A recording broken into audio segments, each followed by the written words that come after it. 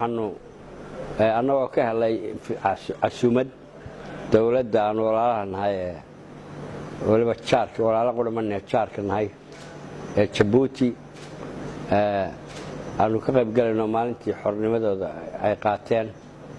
oo ah barito 27ka ku beegan ayaanu ka qayb galaynaa waa ku faraxsanahay aad iyo aad baan ugu faraxsanahay inaanu kala qayb galno farxadda iyo dabaaldegooda runtii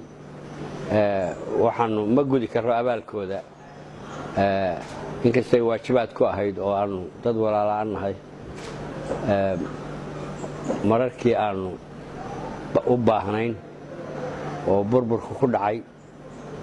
sida ay dadkooda u qaateen oo u soo dhaweeyeen oo waxyaabo walba oo maxay tahay suurtagala ugu qabteen ma abaalgudi karno marka waxaanu abaal uga dhignaa hadda aanu la wadaagno oo soo booqanno u tagno qudhayadu marba kii dambeeyaa weyn laakiin ka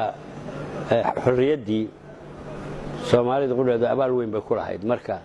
laakiin kooda ka dambeeyo ka weyn baahiduna ka badnayd marka